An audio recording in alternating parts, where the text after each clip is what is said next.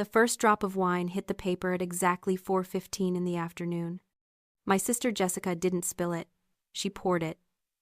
She stood over my 6-year-old son Jacob, tilting her glass of Pinot Noir with a casual, almost bored precision. Jacob had spent 3 days on that watercolor painting. It was a landscape of the lake outside our parents' cabin, a gift he had been meticulously working on for his grandfather. Now dark red liquid bled across the blue sky, soaking the paper, warping the edges, turning his hard work into a soggy, ruined mess. "He needs to learn that the world doesn't care about his little doodles," Jessica said, her voice slurred but steady. "It's taking up space on the table. And honestly, Jacob needs to toughen up." She finished the glass, set it down on the wet paper with a wet thud, and looked around the room for approval. My Uncle Mark, sitting on the sofa, slapped his knee. "That's a $50 lesson right there, kid. Toughen up or get eaten." The laughter started then. It rippled through the cabin, a sharp, ugly sound. My mother chuckled nervously, desperate to keep the mood light. My cousins smirked. Jacob just froze, staring at the ruin of his painting, his small hands trembling over the table. "Drop a comment and let me know where you're listening from and what time it is for you right now. I'd love to know who's part of our community." I didn't scream. I didn't rush to wipe up the wine. I didn't even breathe for the first few seconds. I just watched my son. Jacob didn't make a sound. His shoulders shook and his face turned a mottled red, but he didn't cry out. He bit his lip until it turned white, physically compressing himself into the chair, trying to make himself small enough to disappear. He wasn't looking for comfort. He was looking for invisibility. He was waiting for the laughter to stop, hoping that, if he was quiet enough, the predator would lose interest. And in that silence, I saw it. I saw the invisible chain wrapping around his neck. It was the same chain I had worn for 29 years. The chain that taught me to be quiet, to be convenient, to swallow my anger so I didn't disturb the peace. I was watching my son learn the fawn response in real time. He was learning that his pain was a joke to the people who were supposed to love him. He was learning that his job was to smile through the humiliation so the adults wouldn't be uncomfortable. He was learning to be me. The realization hit me like a physical blow, colder than the lake outside. I wasn't just watching him get bullied. I was watching him inherit my trauma. I was passing down a legacy of silence, a genetic predisposition to be a doormat. If I didn't break that chain right now in this exact second, he would carry it for the rest of his life. He would grow up apologizing for taking up space. I looked at my father, David. He was sitting at the head of the table, his hands folded over his empty plate. His face was carved from stone, unreadable to anyone who didn't know him. But I knew him. I saw the way his knuckles had turned white as he gripped his fork. I saw the muscle in his jaw jump. The air in the cabin turned electric heavy with the pressure of things unsaid for decades. I stood up. The chair scraped loudly against the wood floor, a harsh, grinding sound that cut through the laughter like a knife. I didn't move to clean the mess. I didn't ask for a towel. I walked around the table and stood directly between Jessica and Jacob, using my body as a shield to block her view of him. I didn't look at the wine. I looked at her. And for the first time in my life, I didn't feel the urge to fix anything. I didn't feel the need to smooth over the edges or make a joke to lighten the mood. I felt the cold, hard clarity of a bridge burning down. It wasn't rage, it was accounting. I was done paying the interest on a debt I never owed. "You enjoyed that," I said. My voice wasn't loud. It was flat. Clinical. You enjoyed watching a 6-year-old create something, and you enjoyed destroying it. Jessica rolled her eyes, pouring herself another glass from the bottle on the sideboard, her movements loose and arrogant. "Oh, Sarah, don't be so dramatic. It's paper. I did him a favor. Now he can learn to do something useful instead of making messes." Useful, I repeated, the word tasting like iron in my mouth. The room went dead silent. Jessica's smirk faltered her glass, pausing halfway to her lips. My mother gasped, a sharp intake of air that signaled the beginning of her panic. I didn't blink. I wasn't the sous chef anymore, managing tickets and keeping the kitchen calm during a rush. I was a mother watching a predator, and I was done negotiating. I looked at my father again. He hadn't moved, but his eyes had shifted from the table to me.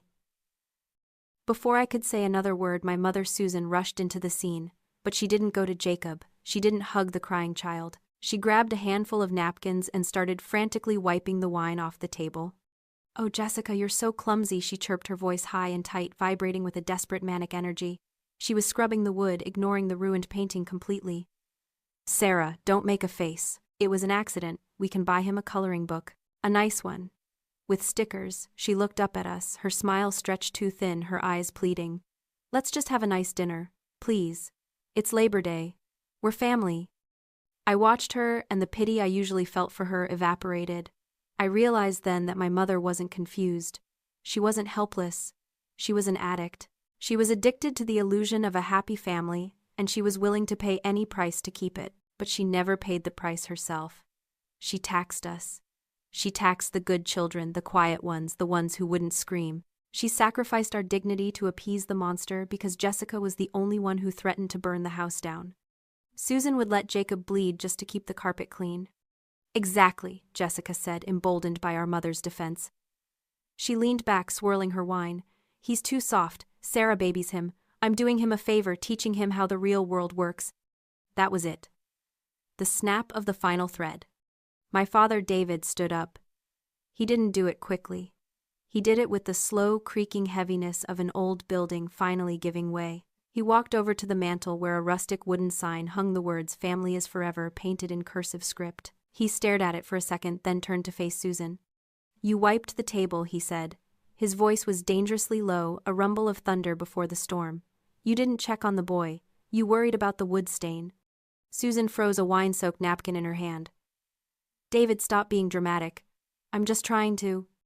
You're trying to keep the peace, he interrupted. But there is no peace, Susan. There is just silence. And I am done paying for it. He looked down at his left hand. He twisted his gold wedding band. It was tight, buried in the flesh of his finger.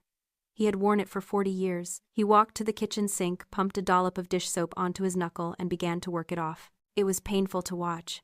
He grimaced, pulling and twisting until the ring slid over the joint with a wet pop. He walked back to the table. He held the ring over the puddle of wine that was still soaking into Jacob's painting. He dropped it. It hit the wet paper with a dull thud, splashing red drops onto the white tablecloth. I am done keeping your peace, he said. And I am done protecting you. The silence in the room wasn't just quiet. It was a vacuum. It sucked the air out of the cabin. My mother stared at the ring sitting in the wine like it was a grenade that had just landed in her lap. Jessica laughed, a sharp, nervous bark of a sound.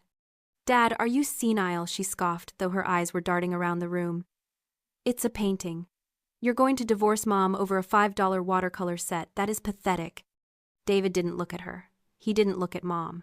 He walked over to his travel bag in the corner of the room. He unzipped it and pulled out a thick, black, leather-bound notebook. It looked old, the spine creased, the edges worn. He walked back to the head of the table and set it down with a heavy thud. I have been a structural engineer for 40 years, Jessica, he said, his voice calm, factual, terrifying. My job is to track stress fractures, to find the cracks before the building collapses. I track failures. He opened the book. The pages were filled with his handwriting, neat, precise, meticulous columns of dates and numbers.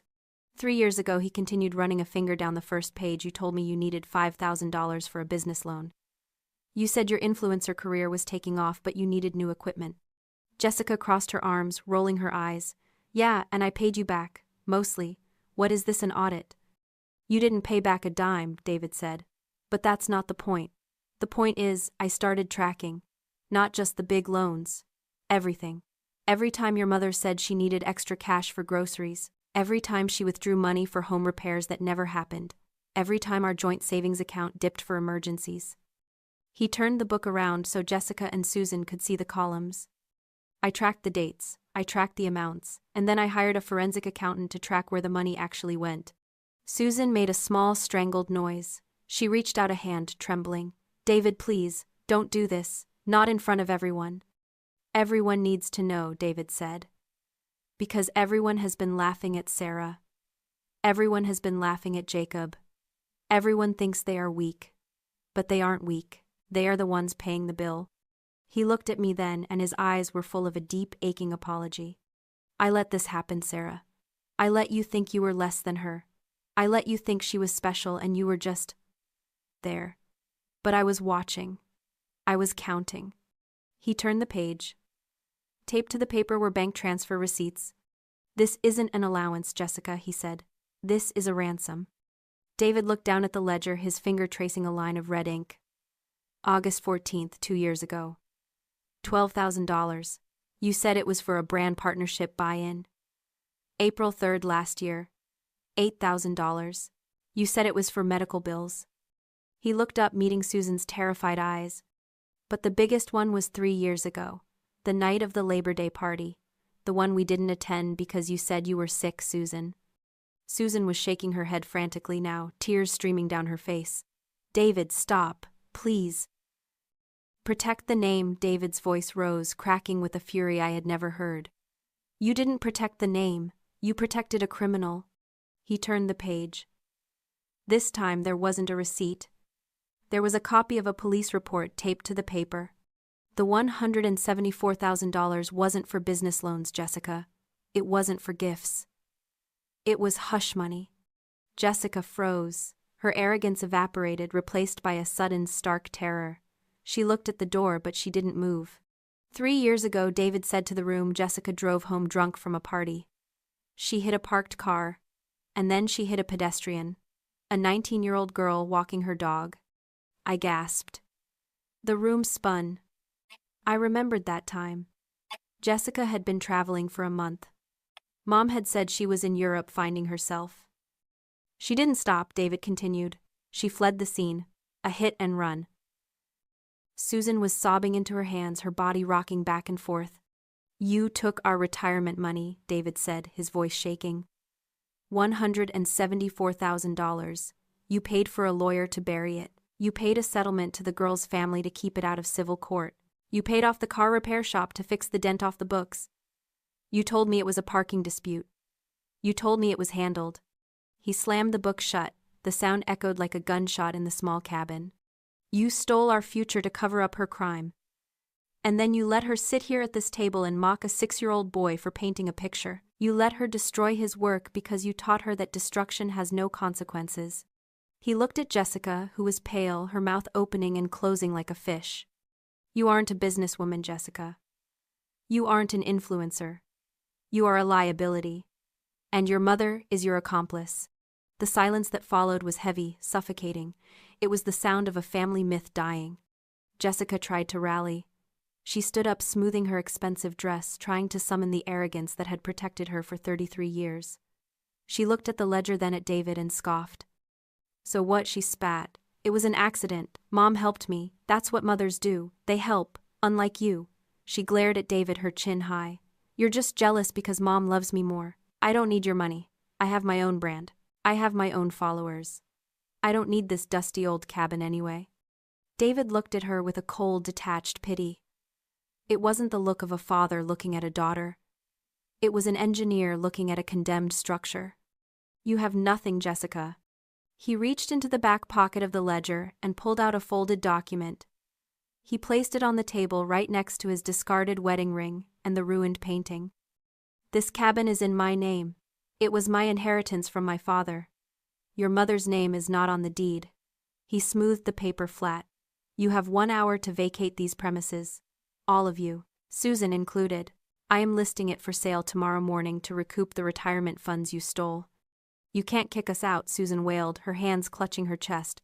Where will I go? It's pouring rain. I don't know, David said, his voice devoid of emotion. Maybe you can stay with the daughter you invested so much in. He turned back to Jessica. And regarding your own money, as of 10 minutes ago while you were pouring wine on my grandson's art, I froze the joint accounts. I have reported the transfers as fraud pending a forensic investigation. The bank has locked everything. Your credit cards, Mom's cards, the business account you funnel money through. Jessica pulled out her phone. Her fingers flew across the screen, frantic. She tapped her banking app. I watched her face crumble. The color drained away, leaving her looking gray and small. It's declined, she whispered. And there it was, the illusion of power of the empty wallet. I watched my sister, the bully, the golden child, the success story shrink before my eyes. Without the financial ivy drip from my parents, her status, her confidence, and her personality evaporated instantly. She wasn't a powerful woman. She was a child in a costume that she hadn't paid for. Her power was never real. It was rented. And the lease was up. Your power was rented, Jessica, David said, echoing my thoughts. And the landlord is closing the building. He walked over to the front door and opened it wide. The storm outside had broken and rain was pouring down in sheets, turning the dirt driveway into mud. The wind howled into the warm cabin. "Get out." Jessica looked at Uncle Mark, who had been laughing earlier. He looked away, suddenly fascinated by the floorboards. She looked at Susan. Susan was just weeping, useless and broken, unable to save anyone, even herself. Finally, Jessica looked at me. Her eyes were wide and wet, filled with a sudden, desperate realization that she was alone. "Sarah," she pleaded, her voice trembling. "Tell him he's crazy. You can't let him do this to me. I'm your sister." I looked at her. I looked at the woman who had terrorized me for 3 decades. I looked at the wine stain on Jacob's painting. I thought about the silence my son had learned, the silence I was breaking. "You should hurry," I said, my voice as cold as the rain outside. "Traffic is going to be terrible." 6 months later, the light in the new apartment was different.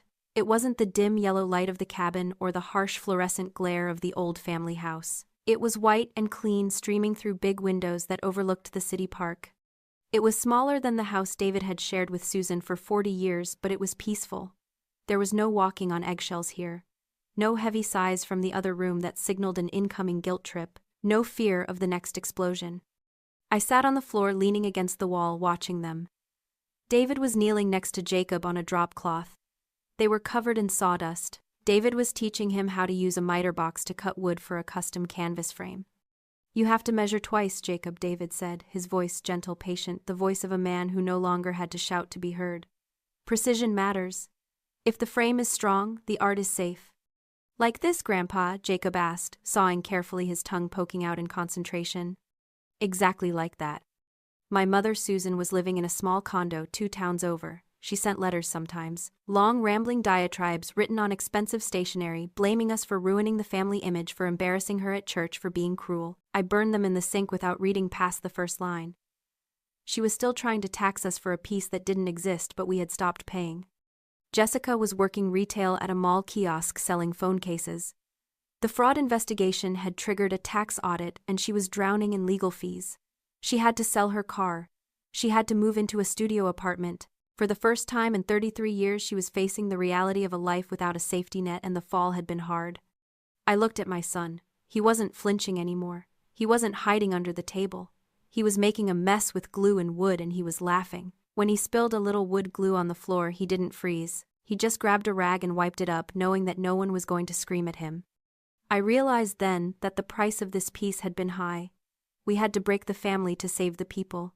We had to burn down the structure to save the foundation. It was a heavy cost, but looking at my father's relaxed shoulders, looking at my son's easy, unburdened smile, it was the best bargain I ever made.